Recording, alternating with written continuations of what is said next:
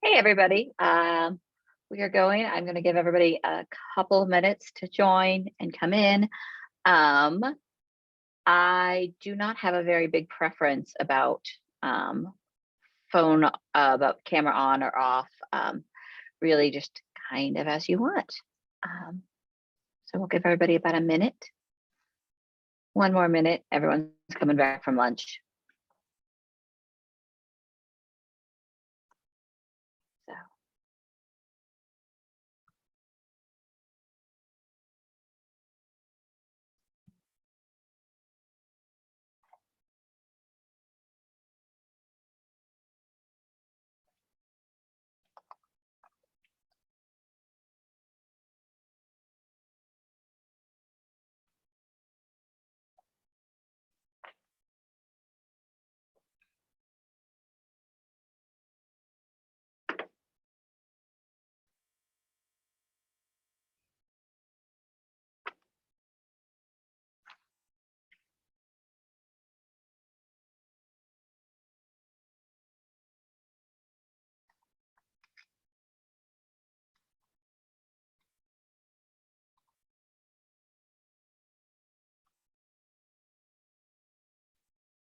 Okay, it is 1:01, so I'm going to go ahead and get started. If people come in, awesome. Thank you for joining me. I am Elizabeth Nicolai. If you don't know me, I'm the Youth Services Coordinator at the Anchorage Public Library. And just a bit of background, so Anchorage Public Library reopened to the public, fully browsing all that in May 2021. We initially did our programming outside, and we started experimenting with this idea of doing programs inside that didn't have 35 people in the same room. So sometimes it's called passive programs, asynchronous learning, which is the idea that you're kind of moving it all around, or you're socially distanced, because it allows you. And it's really flexible. I'm going to give you guys some definitions. This is how I use these terms. These are really interchangeable. I tend to use passive programming. I use patron-directed programming the most, which is that you set something up and the patron is able to do it without you. And this could even be something that's continuously set up. You'll see some examples, or even if you just set up like a room full of stations for people to do. Passive programming is a term that's used a lot in the library world. I'm going to have some books and websites at the end for you. Interactive displays, you're going to hear me talk about those as sort of a ongoing program. And asynchronous programs, of course, can be done at any time, not just any slots. Hello, everyone. As you guys are joining us, we are just starting with some definitions. A lot of the programs you're going to hear me, it looks like a lot of people are joining us now, so that's great. Okay. All right, a bunch of people just joined us real quick. So I'm going to go back just a little bit. Okay, I'm Elizabeth Nicolai, Youth Services Coordinator of Anchorage Public Library. We were reopened in May of 2021, did outdoor programming in the summer, and then we're really encouraged to keep programming going. And this is one option that we have come up with. These are some of the definitions I use. My slides are linked on the LibGuide. My slides have speaker notes on them that have the websites that I'm going to reference. So if you don't read all of this, don't worry about it. A lot of the programs I'm going to talk about today are multiple of these at the same time, and you're going to find that I use them kind of interchangeably. All right. I see people still in the room, and I know Kyle's letting them in. I'm going to keep going because there's a pretty good chance that I have put in more than 45 minutes worth of content. So I always like to define my goals of a programming. And sort of the minimum base level is I want value added to people's programming experience. So if people come into a program Yeah, sorry, I want value added to people's library experience. So if people come into the library just thinking they're going to get books or a DVD or whatever they want, I want that value added piece for them. So the base goal is to add a value, and that they feel connected to the library. Some of these you'll see give them a chance to help us co-create a library space. And a stretch goal, I try to add at least one more thing to each of our programs. They either have an educational component, a collection tie-in, or they prompt a staff interaction. They prompt the patron to interact with a staff member. Okay, you may already be doing this and you don't even realize it. Do you leave a puzzle out? Congratulations, you're doing a passive program, a patron program. Do you leave out a craft? Do you have guessing games? Have you ever run a stuffed animal sleepover? That is an asynchronous program. You guys may already be doing this and you don't even know it.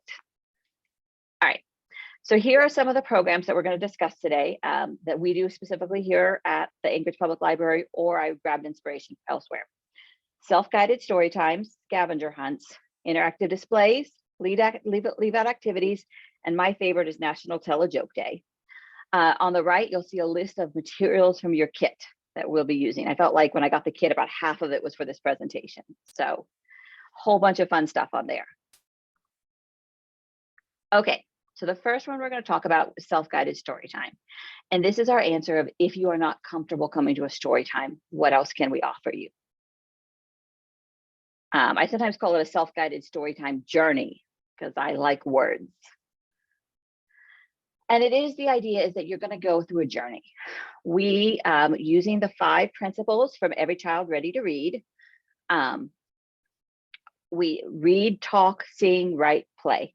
We broke out the 5 core components of story time. You can see this is the guide sheet. We kind of made it as a journey. There are 5 stations set up with these 5 ideas, and parents, caregivers, and children can go from station to station in any order and interact with story on their own. These are little guide sheets we made. We sort of had them in a pile at the entrance so that people could come in and take one and see the 5 different stations. And you'll see we used real consistent branding. We have signs at each station. We have a welcome sign with this real consistent branding here. So this is from our pumpkins theory. So our first station is, of course, read. This is the easiest station to set up. It is literally this nice sign and a cart of books on the theme. Put out more books than you think you are going to need, because people will check them out, and that is a good thing. In this presentation, I'm going to give you examples for what you could do if you wanted to do a self-guided story time this summer on a camping theme. So here are some books that are potentially really good choices for a summer theme. Don't have to write this all down. My slides are on the LibGuide, so you can come back to this. And you all should have received Looking for a Moose in your pack if you got a packet. I'm sorry, Adrian. But these are some great books. And of course, Wonder Walkers is this year's Caldecott book. So those are really great ones for your theme. So this is the easiest and most basic station. Next is sing. We always sing in story times. So we have a separate room off our youth area that's a story theater. We hook our laptop up to a projector and we leave a YouTube video or a playlist of videos on a loop. You can use a CD. If it's possible to set this room up off to the side, that is fantastic. If it's not possible to set it up to the side, that's good. The first couple of ones we did, we had handouts of words and we had glue sticks so people could glue their words to those guide sheets I showed you at the first. That's nice, but maybe not necessary. It is really good if to find a YouTube video that has captions that kids can sing along with. So that is singing. So here's how you're going to do it in this summer for the campfire. You are going to sing around a campfire. You are going to set up a campfire. You can buy these really cute little campfire toy sets you can see there in the top left. Those are adorable. You can buy those. They're kind of pricey. You can make your own. I love the idea of bringing natural elements inside. So you can see this one is done with stones and sticks and tissue paper. And you can also even do it with toilet paper roll or paper towel rolls and tissue paper. And you can see that they're using straws there and paper cutouts. And this will also double as a PlayStation, which we would talk about later. But yeah, so definitely think about, even if you're just putting that YouTube video up, could you put a little toy campfire and do some campfire songs for your campfire storytime journey? And again, this is the idea of like letting more people in and adding this value. Okay, writing. Our next station is writing. This is often a craft, not always. And when we make it a craft, we can include other fine motor skills like cutting. Remember that scribbling is early writing. Here's two examples we've done in the past. We had I Googled and I found a letter C handwriting sheet meant for preschoolers and kindergartens with cats. And they practiced the C's and they colored a cat. We had some of those scratch off boards I think Mady has given us for her presentation later, and for rainbows, or they could just color a rainbow. That was two we did. Here are two ideas for camping for this summer. As you can see, this is a really, really fun tent craft where they write their letter on each tree, and it's a much better day to have a name like Max than a name like Elizabeth, which has 9 letters. I gave my daughter also a long name, but she came home from kindergarten. I was like, I know the betrayal child. But this is a fantastic, and the other thing you're gonna see there are animal pre-writing cards. Pre-writing, scribbling, and tracing those shapes is a really good preschool activity to trace the lines.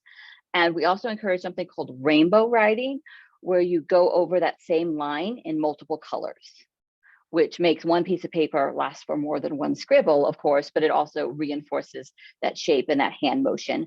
Where you can get those cards is linked in the speaker notes for this page, which of course are in this, which is on the LibGuide. And of course, if they don't want to write their name, they can just draw on the trends. Scribbling, drawing, that's all gathering that fine motor skills. So talk. This is something as simple as an interactive display. We're going to talk more about those later. Or posters, conversation prompts, if you have fun ideas to prompt conversation. This is the one we did from when we did a cat one, where we had 15 printouts of cat photos, not cat photos, cat paintings from different eras, from different artistic styles. You've seen I've grabbed one that's more of a European style and one that's in a Japanese style.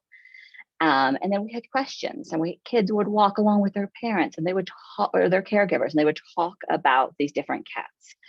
And we left this one up for like 2 months because we like cats, and it was fun, and people kept talking about it. When you are able to leave this one up, it doubles as advertising for your next self-guided story time, and it doubles as an interactive display, which I'm going to get to in a bit. But this is probably just putting up something with some conversation prompts for your talk station. Here's a couple of camping options. So on one side, it's an interactive height display. Take one of your ends of your bookshelf and put your Alaskan animals, and let people see how high they are and how tall they are. The other one, I saw a beautiful Whose Tracks Are These that had tracks of forest animals, and I could not find that image again. And so that is obviously infant tracks at like a child care center. But doing that with animal tracks and a flap display, so they could look at the track, talk to each other about whose it is, and then lift the flap to find the answer. You could also do it with feces. You could do both tracks and feces and be how good of a tracker you are. And you can make it super hyper local for your region. So that was our talk station for our camping storytime journey. And so for play, these are some examples of things we've done in the past.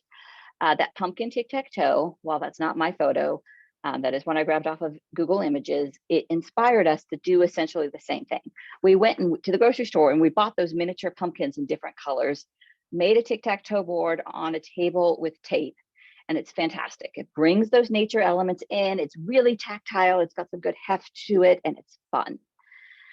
We also bought a bunch of those great big tweezers that you can see there in that middle photo, which again is not my picture, but we used it for a different one. This is a rainbow counting card, and it has, 3 greens. You're gonna put 3 green little pof balls onto your card. This is fun. You can use a bag of poop balls, and a bag of those tweezers is gonna last you through about 12 of these because you can use them in so many ways. This is fun. It's good hand-eye coordination, and we're grabbing some early colors and numbers in it. This one, I think I introduced you all to Red earlier. This is from Red, did this at Muldoon, making a neighborhood together with tapes and blocks that they could build a neighborhood together.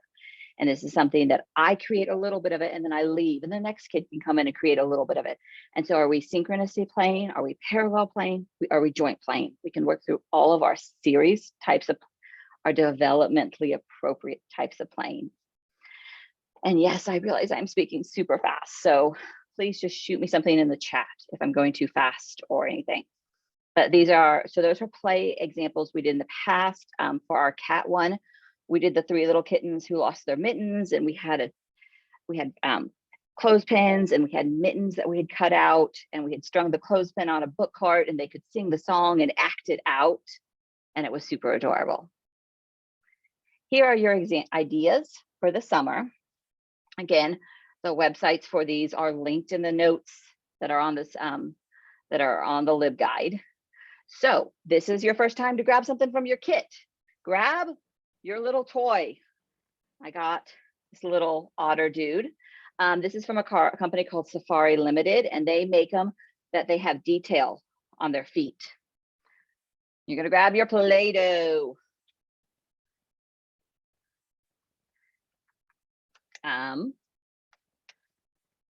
You're gonna squish your Play-Doh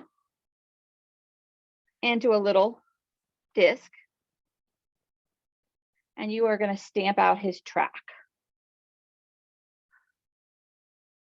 And of course, if you had a bunch of little toys, you can do this and have kids look and guess. And like, I can see all 5 of his little toes and his little thing. It is not gonna show up there for you very well. Like I said, Safari Limited has detailed enough feet. I don't know about other versions. I know these do. So you can have signs encouraging families where they can make stamps and leave it as mysteries for their caregiver, the caregiver for the child to figure out. Pair with magnifying glasses if you have it. If you don't have the little toys, put up a display of pictures of animal tracks, especially if they're ones they might see in your local biome, and encourage them, can they make it with their fingers? So I'm gonna try with my Play-Doh now. I'll make my little disc, and can I make a doggy print? Smush it with my fingers, kind of. I think I smushed it down too much first, but encourage them to make tracks in Play-Doh. The other option is these beautiful river rocks, which they have painted. You could absolutely collect your own rocks, paint your own letters. The link to print out those cards or make your own cards is again in the speaker notes. So that would be another option. But I hope you all got to make, if you have this, some tracks.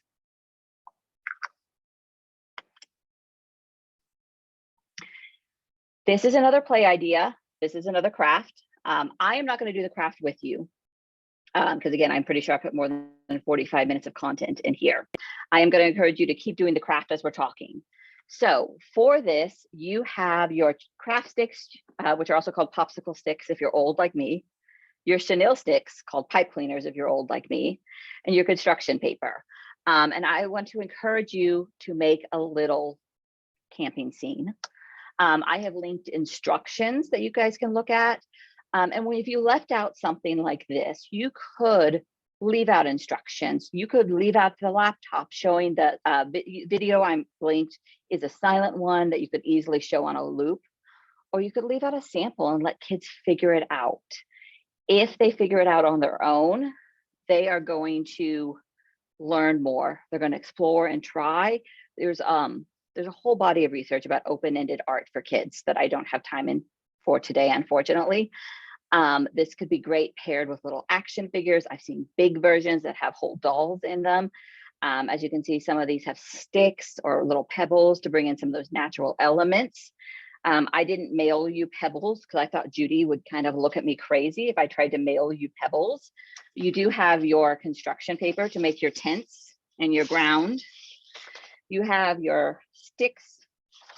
And we didn't get red and orange for your fire, but you do have your chenille sticks to make your logs. So if you want to try and make your own camping set, and you should have some glue as well as we go along. And this is a really great one. It's fun, and it is definitely fun you can do. So that is the basic idea of a self-guided story time. I'm going to go back real quick so we can talk, so I can show you again. This is our 5 stations for our self-guided story time: our reading, our talking, our writing, our singing, and our playing. So when we started doing this, the last thing is I absolutely encourage you to have prompts that encourage them to take the fun home, so they can take home their little camping set. And that's going to encourage open, active, role-playing fun at home. Encourage them, of course, to check out a book. If you use the book Wonder Walks, which is our Caldecott Wonder, encourage them to take a wonder walk, or maybe to go look for animal tracks. Signs, you can put it on your guide sheet as a fun way to encourage that to go home. So when we started doing these, we would set them up for like 2 hours on a Saturday morning. And I'm going to be honest with you, people were not coming in just for this. If they came into the library anyways, they did this and it was really fun, but it was not a draw that brought people into the library the way I thought it would, or the way that I had hoped, or that a regular story time would. And it might be because we were concurrently doing in-person story time. However, it is a good way to add that value, which again, if we're talking about our asynchronous passive programming, the idea is to add value to a library visit. And because once you set it up, you can leave it out. We realize you don't have to leave it out 2 hours. Leave it out for 8 hours if you have the space. Leave it out all day. Leave out one element. You don't have to do all 5 stations at once. Maybe you leave out one element, and then the next week you put out the next one. And you encourage kids to come every week, and they'll get another part of this journey. So the benefits are, caregivers are directly involved in early literacy. They are with the child, doing the activities, guiding their child through it. That's actually also one of the things the patrons didn't like. They wanted us to just sing to the kids and just read to the kids while they sat back and didn't do anything. Okay, like 2 people told me that, so that's not universal, but 2 people said it. It allows families to socially distance as they want. If they want to be with their friends, they can. If they want to still stay separate, they can. It allows people to follow your child's lead. If your child loves making their little mini campfire station and they sit there for 30 minutes and they just create the perfect little play pace, perfect. A next child, I have one who will scribble once, tell me that she is done with art and can she please go elsewhere. So every child gets to follow their interest. And the guide sheets may not be necessary. I like them, but I really like maps and guides. A lot of families skipped them or didn't use them, so they may not be necessary. And again, as far as an asynchronous, if you remember our asynchronous program goals, this definitely adds value to a library visit, has a collection tie-in, but it has an educational component, but it doesn't necessarily prompt an interaction with a staff member, but it could be really easy to set it up and forget it. Okay, going to our next type of program, our scavenger hunts. This has been the sleeper hit for us. We started these in the fall, right after Labor Day. You can see my little display. We make 2 levels. One is a pre-reader and one is a reader. They're always right there in front of my desk. We change them every 2 weeks. There's 26 and they're based loosely on the alphabet. There's 26 letters in the alphabet. There's 52 weeks. After we finish this year in August, we're just going to restart. I'm going to reuse these added like for years. Once I've made them, we're just going to keep reusing them. We change them out every 2 weeks. We're working alphabetically. And if you happen to start right after Labor Day, L comes up on Valentine's week. So that's kind of nice. Just sort of kismet there. At first, no one was really doing them, and now they are incredibly popular. People come in and walk straight to the station. And our families who are every week stations are like, oh, this is not a change out week. But the families who are in every 2 or 3 weeks always seem to have a new one. We do give a small prize if you complete it, a sticker, a pencil, a bookmark. I also ordered foam letter stickers. So if you're doing the pre-reader, you get a foam letter sticker for whatever letter we were doing. At first, we had a back page with all of with like extra activities like a matching or a word search or something. Nobody was doing those. So now we just double print them. And they're laying on both sides so people can see them, but they're just double printed with the reader on one side and the pre-reader on the other. So the pre-reader, we encourage you to find the letters. We don't hide those specific letters. We ask you to look at our library signs or in a book until you can find a capital and a lowercase of whatever our letter of the week is. This, of course, is a tying into our early literacy concept of environmental text and being aware of environmental text. And then we have 3 pictures every time of things that start. You see within, it was nets, narwhal, and noodles. And you can see right there in our library display, we just tape those pictures up. It is not fancy at all. And it makes kids so happy. So they walk around, they find their things. We keep it all in the youth section, so we're not sending them upstairs to the adult section because we have kind of a large building. And then they come back, they show us, and I say, oh, we've got, N is also for neighbors. We have some stickers this time that show kids being neighbors, and they were like leftover summer reading prize stickers from a few years back. Cannot tell you, this is the simplest thing. We have hundreds of kids doing these every 2 weeks. Hundreds. We did over 1,000 of these in February of this in the next level, which obviously Anchorage, much bigger community. People come in looking for this. Sometimes people try to take it home to do it home, and I have to explain that no, the pictures are glued up here or taped up here. But and it also is a fun way to get people into new areas. They're like, oh, I didn't realize you had this until we were looking for the photos.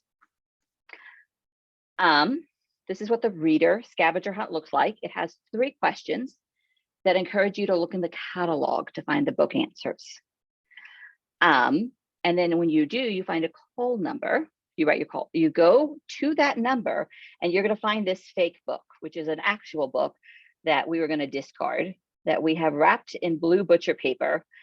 And it actually has a little barcode. It has a spine label that says APL Clue on it. And it's 2 ways. So if it can be tall or short, depending on what you need. It's got a little window that we can slide the paper in and out. And it's got that clue word. And then when you write down your 3 words, you bring me back your 3 words and you get a prize. It's the same prize as the little kids. I have had not 1, but 3 separate caregivers tell me that this is the reason their child has learned to use the catalog, that they were looking up their own books because of this. I will say I created this idea, and all of the cute artwork, the signs, everything was Kelsey Scrobus, who is here on the presentation. So I have a big, a lot of the artwork and the signs you saw for the self-guided story time were Kelsey. Various of the concepts of the way it was also various other youth librarians. I'm not going to remember all of their names, but trust me when I say I have wild ideas, and then I have this amazing staff that helps me and does it just amazing. And they have amazing, wonderful ideas too. So, so this is so much fun. I didn't think kids would want to do and like I said, it took about a month, 6 weeks, and now it is, I think if I took it away, there would be an outcry. And again, if we're looking at our goals, it adds value to the library. It has an educational component, and it definitely forces a staff interaction, prompts a staff interaction because they have to come up to you to get their prize.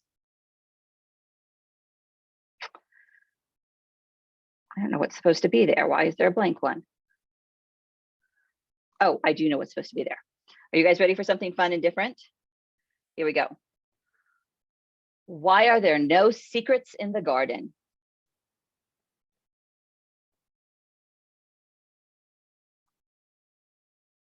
Because the potatoes have eyes and the corn has ears. I love cheesy jokes. That joke was in, I ordered my daughter a new lunchbox and it came with these little cards and you could put one in the lunchbox every day and they're jokes.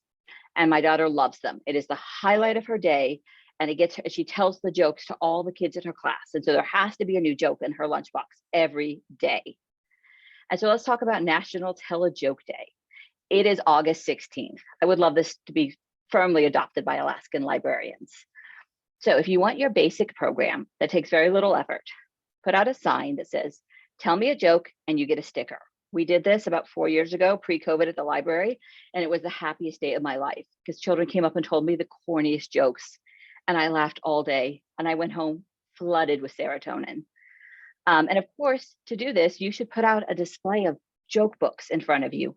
In fact, in your packet, I included a joke book to get you started. So that's already going to get your collection tie-in and encouraging a staff interaction. But we want to add our third component of an educational tie-in. And so I'm going to talk to you about lunchbox joke cards. These are kind of like the versions that I got in my daughter's things. You can kind of see a picture there. I have included, or Julie helped me include some in your packet. She found this fancy paper that you can tear away. August 16th is like right before school starts for us. Actually, it might be the first day of school for Anchorage Public Library. This is a great back to school activity. Encourage kids to make lunchbox joke cards. You can either have pre-printed ones that they could cut out and decorate. There's a lot online if you Google around, or you can have those joke books out and blank slips of paper and encourage them to write it out, which is a great educational component. Tell them that they're making it for their own lunches for the rest of the year, or maybe they're making it for their sister's lunch or their best friend's lunch. Encourage them to make their own little joke box cards. I really hope everyone does National Tell Me a Joke Day. It is Tuesday, August 16th. You could probably do it on Saturday before if you want to catch more kids, or do it for a whole week. You can never hear too many corny children's jokes. All right. Oh, good. I'm doing good on time. I was a little bit worried. No, I'm not. It's 1:30. I take that back. Interactive displays. And these are super fun. These are photo spots. They are great for marketing. It's hard to get statistics off of these. This is from Instagram. This is from Hawaii Public Library. Look at how cool that is. They have their big card. They have their wings made out of bookmarks. So cool. And their caption says, let books give you wings. Again, here's your RUS Tall display that I showed you for the camping. So you set it up for your camping storytime journey and you just leave it up. Super fun. People will take pictures of their kid beside it. I promise you. You can do your Alaskan animals. You can do dragons or hobbits or elves or whatever you want to do. And you could be like, this is how tall a Tolkien elf is. And this is how tall a North Pole elf is. Different elves are different heights. Both of these are going to be hard for you to get statistics on. We're going to talk about statistics at the end. These are called add to it displays. These are the easiest to get statistics on. This is a camping idea for the summer. This is paint. You can do this with construction paper and have kids trace their hand and put it on your campfire. And at the end, you count how many hands, and then you write that down as a program stat because they interacted. It doesn't necessarily have that educational tie-in. It doesn't really necessarily force a staff interaction. It does, however, make people feel like they have created something in the library. They have co-contributed to the library. And when they come back, they made part of this place. They come back and they'll see their hand and maybe 4 new people have gathered around them and they might think, oh, that's my neighbor. Oh, that's my friend. and they're becoming part of your library community. 6-word memoirs are really fun. If you have not learned about the 6-word memoir project, it is super fun. It is write your own memoir in 6 words. And I know some of you are in really, really small spaces. So this is on a window with Post-it notes. I often recommend, if you're going to do one like these, you might pre-seed it. You might put out a couple, have yourself and your staff members do it, recruit a patron you really like and know really well to do it first, so that people don't just see a blank wall, but they see something already going. It's like when baristas put $1 in their own tip jar to encourage you to keep, so it doesn't look empty. But this can be done on your windows. You don't need a lot of space. A lot of these ideas could be done on your window. Use the space you have. We do polls consistently because we don't do scavenger hunts for teens. We've been doing polls. You can see one that we're running at our library right now. I grabbed this photo yesterday. It's choose your starter for Gen 9. I guess they're introducing a new generation in the Pokemon Go game. Not my thing, but people are voting. And we're going to count every one of those stickers as a teen who voted, because it's in our teen room. This is an example from a presentation I went to from ALA LibLearnX about candy corn. Here is a tip from me to you that we figured out after 2 months of doing polls. Put a piece of clear contact paper down, and then when people put the stickers on it, you just have to peel off the contact paper and not every sticker individually. You can see that's a bulletin board for the candy corn. We are using a sign holder. It's a big sign holder. It holds it holds like legal size paper or something. It's a slightly bigger than your regular standard sign holders, but it's a sign holder on a desk on a top. Like, these can be done anywhere. We call these are more add to it displays. This really cute coffee mug, Red at our Muldoon Library came up with it, and then Kelsey recreated it here at our Lusac Library. And this is tell us your favorite winter activity, and they would add to, and it was fun to read everybody's ideas. Those are marshmallows in their coffee mug. On the right is one that during Valentine's, our adult services department, so these go great in teen and adult sections as well. Our adult services department ran this one, and it is, what is your book crush? And those are candy hearts where you can write with your book crush down. And you can make a collection connection with these. Collection connection, sounds like I'm on. This is what is on your playlist. It is a really cute jukebox. Nicole is one of our adult services librarians who made this. It's Little Bitty Records. And she is adding those songs to a Freegal playlist. So if you scan the QR code that's on that sign on the table, it will take you to the playlist. So even if you leave the library, you can keep opening that playlist and it will be being updated and show you what your community is listening to. You might discover a great new song, and it's super fun.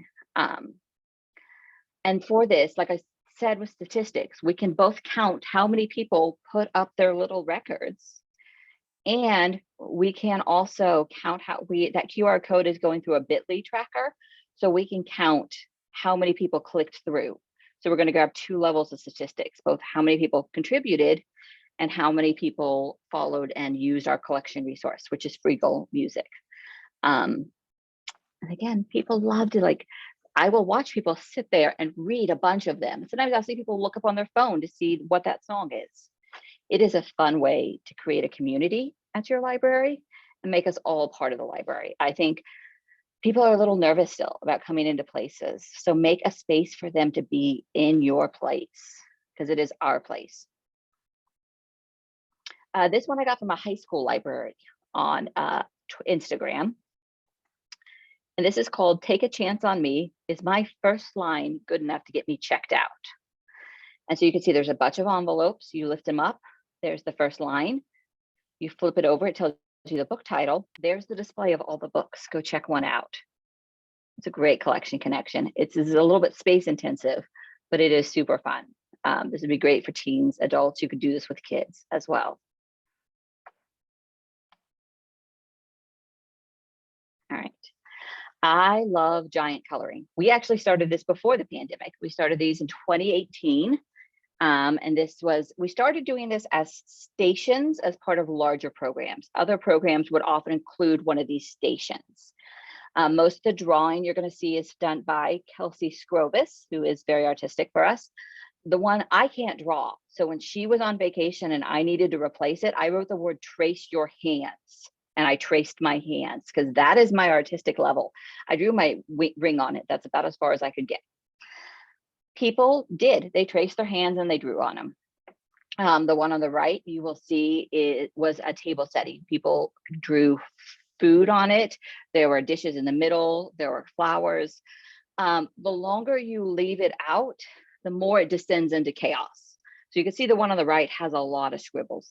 And that's okay. Scribbling is early writing, and that is developmentally appropriate. We did these for years consistently. I think I pulled one down one time because someone put an inappropriate word. This is butcher paper and crayons. This is so fun. Covering a table. This again, it's going to be hard to get a stat of how many people could do it. These are two more. One is sort of the skyscape of Anchorage, not exactly, not really, but it's a city. And you can see people just went all over that. So pretty. And this one on the right, you can see the little girl happily adding to her tree. They're fun. You can put them on a wall. You can put them on a bookcase. You can put them as part of a bigger program or just out by themselves.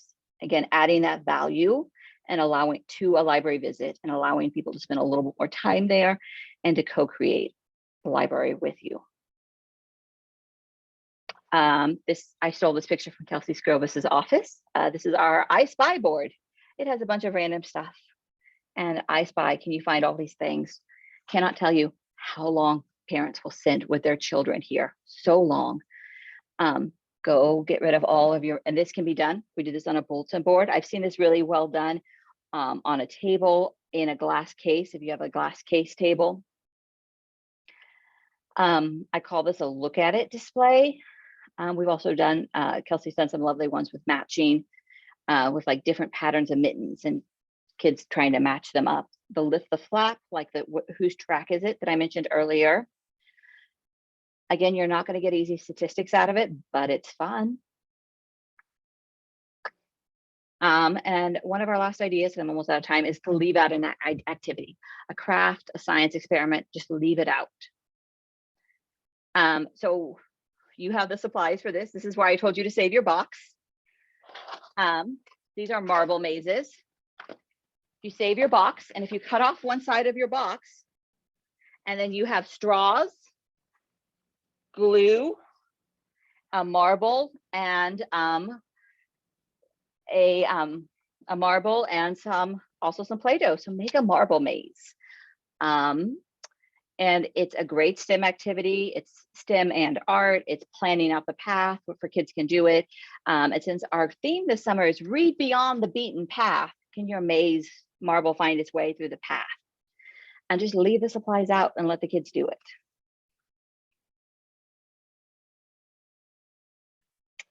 This is a fun one that Kelsey brought to me yesterday, and she said, can we do this at the library? And I said, yes, but can I also steal it for my presentation tomorrow? So this is from Tacoma Public Library. These are artist trading cards. It is just small rectangles of paper and some art supplies, markers, crayons, and a clothespin. You can see that they are using a windowsill for this. And people can maybe take it home, bring it back. They can go find a table to do it. That is all it takes. And they are trading them, and they are creating a little community. Make one, leave one, take one. What a fun way to create a little community. On a windowsill, takes no space. But how do we count the stats? Because if you're like me, you really feel the need to count statistics. If you're doing one of those interactive display, we just count before we take the display down how many marshmallows got put in the coffee cup. We count how many hands are on the campfire. For take and make crafts, I know how much stuff I put out, and I count how much is left when I pick it all up, and I do some subtraction. For puzzles, if you're leaving out a puzzle, put out a guest book and let people sign that they helped build the puzzle. For scavenger hunts, we could do a statistic for every time we pass out We could do a tally mark for every time we pass out a prize. We actually just know how many prizes we bought and how many. And so at the end, we just do some subtraction and be like, oh, there's 12 prizes left. We must have had 48 people do it this week because we bought 60 or whatever that is. So some of it is just subtraction, and a lot of it is just, you won't get great stats, but you might get some, and it is fun. Okay, so more ideas and resource. Willie and Amaral as authors, I saw their presentation at LibLearnX. I felt really excited because I thought I was going to get a bunch of great ideas, and it turned out to be a bunch of stuff we were already doing at Anchorage Public Library. But they have a book called The Passive Programming Playbook. If you would like to request it, Fairbanks Library has a copy that you could request through the joint catalog, and Anchorage Public Library has a copy on order. If you follow social media, Pinterest and Instagram, passive programming hashtags are fairly active. A bunch of the images you saw from here were from that hashtag. You can always feel free to reach out to me. Thank you. I'm sorry I gave you a bunch of supplies and didn't give you enough time to do the crafts. We are exactly at 1:45. So if you would like to go to the refresher, please do. If you have any questions or comments, please unmute yourself or pop in the chat. Thank you. I'll stick around and answer anything. And all of my links and ideas are in my notes on my slideshow in the LibGuide from Julie. I have a question about when you leave things out, how are they in places where there's a eyesight from the desk? Yeah. For COVID precautions, when we reopened, we put a full desk a table in front of our desk so that we'd have less tables for people to sit at and we could space them out, and also to force people to stand 6 feet apart from us. So there's a whole table in front of our desk. And so we just leave things right there. They are within eyesight of our desk. Let's see if I can go backwards and show you that kind of, if you look at my picture of our scavenger hunts, you can kind of see that big wooden thing behind is our reference desk. I have maybe had 1 or 2 people who've been like, I want to take home a bunch of stuff for my daycare, and sometimes I just say, we're really trying to encourage it for families as they come in, but it hasn't been a big problem. All right, thank you. Well, another question. How often do you find yourself restocking? And do you really put white glue out? We've never used white glue ever for any of our programs. Yeah, Julie chose this glue, so we haven't tried that one yet out. We have left mostly out just glue sticks because they're cheap, and it works well enough. We've been leaving our programs to go kits that we had created when we were closed. We've been leaving those out, and we restock those probably every 2 days. Okay. So I haven't tried the marble maze as a leave out yet, but I intend to. So probably with glue sticks and not the fancy tacky glue. I do have one other question written down. Okay, go for it. So when you're planning for SRP, and we've been having a lot of conversation with, we don't want to create lines. So a lot of debate on what is the balance of getting interaction. We want to be there. Last year, it felt like they were all on their own. There was no interaction, and it was just kind of so quiet in the summer.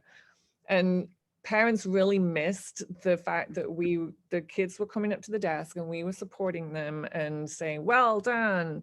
And so, but we don't want those weekly lines of everybody having to come to the desk. So we're kind of doing it by month is the kind of compromise we're working on. If you fill in this one sheet, there's a lot more than it used to be, then you can come to the desk if you want to. But do you have that with you want to have staff interaction because that's successful experience in the library, but balancing that with COVID?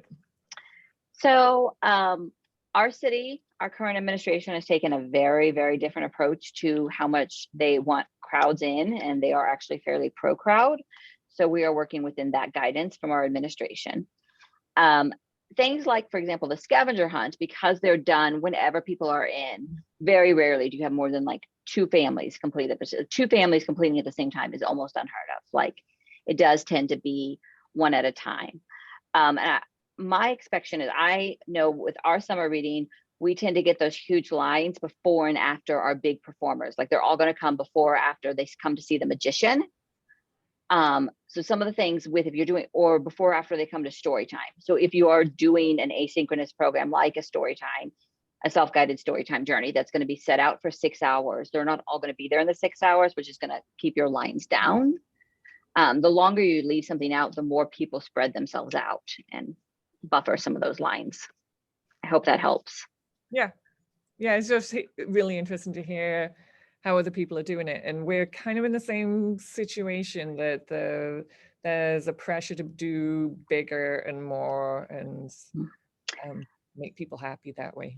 And I will say, one of the things that we have also done for summer reading in the past is we have used volunteers, and we will set them up with the prizes in a separate section. So you can go to like 3 different places. You can come to the desk, or to the volunteer, or to this desk to get your prize, which spreads it out. And there's nothing quite as cool when you're like a 3rd grader to hear a 16-year-old tell you you did a good job. They're so much cooler than me. That's funny. Okay, so this meeting has to close in 5, according to Kyle, our OWL admin. So any other questions?